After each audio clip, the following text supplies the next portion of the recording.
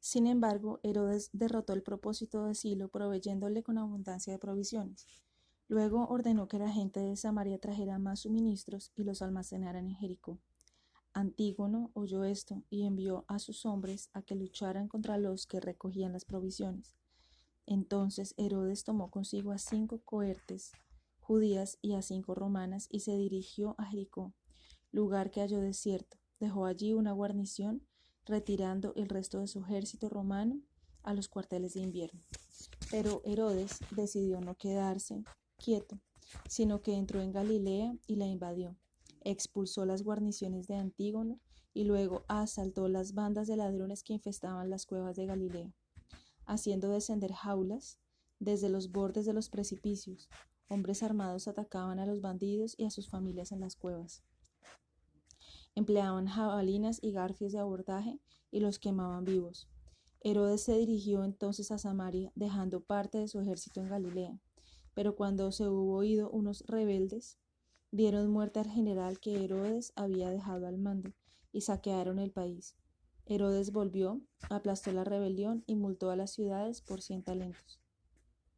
Para este tiempo los partos habían sido echados de Siria, por lo que Ventidio, por orden de Antonio, envió a 1000 jinetes y 2 legiones al mando de Maqueras, para que ayudara a Herodes contra Antígono. Pero Antígono escribió una carta a Maqueras, prometiéndole un soborno por su ayuda. Maqueras, para espiar a Antígono, pretendió amistad y fue a Jerusalén contra el consejo de Herodes. Sin embargo, Antígono, que sospechaba de sus designios, no le dio entrada en la ciudad. El general romano se enfureció hasta el punto de que dio muerte a todo judío que veía, fuera amigo o enemigo. Herodes se enfureció por esto, pero Maqueras lo aplacó ante el rey antes que el rey se dirigiera a ayudar a Antonio, que estaba asediando Samosata. Herodes ayudó a Antonio a tomar la ciudad y él, por ello, confirió más honores a Herodes. Antonio mandó a Socio, gobernador de Siria, que se dirigiera a Judea con un gran ejército para ayudar a Herodes a asegurar su reino.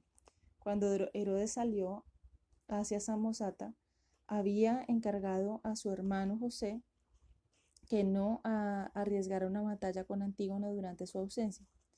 Pero cuando Herodes estuvo a una buena distancia, José se dirigió a Jericó con 5 cohortes para tomar su grano. Por el camino fue atacado por Antígono, y él y sus tropas, todos ellos reclutas romanos no adiestrados, fueron muertos.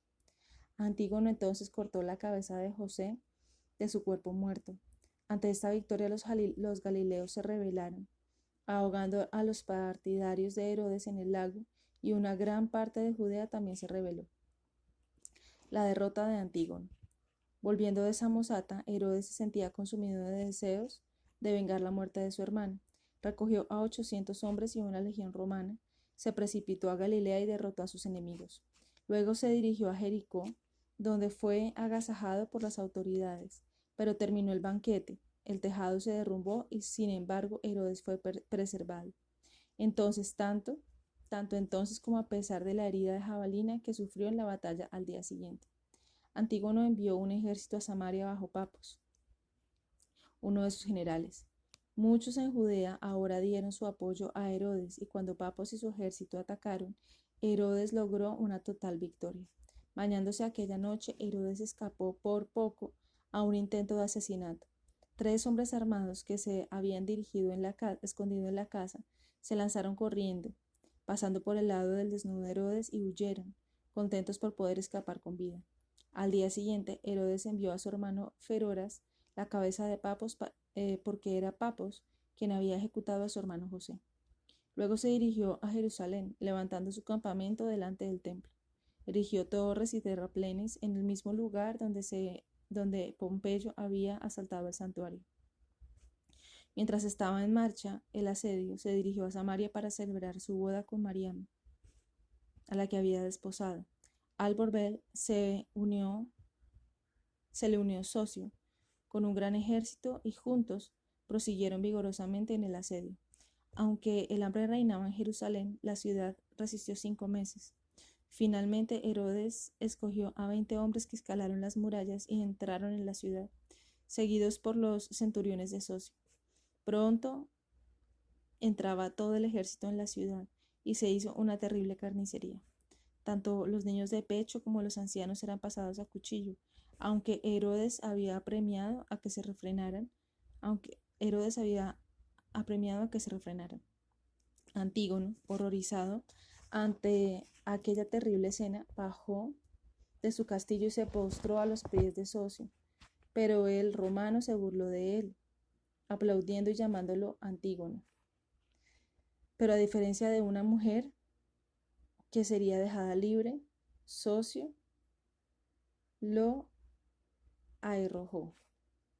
Habiendo vencido a sus enemigos, Herodes tenía que refrenar ahora a sus aliados extranjeros de profanar el templo y de saquear y despoblar a la ciudad. Se quejó ante Socio de que los romanos le dejarían rey de un desierto.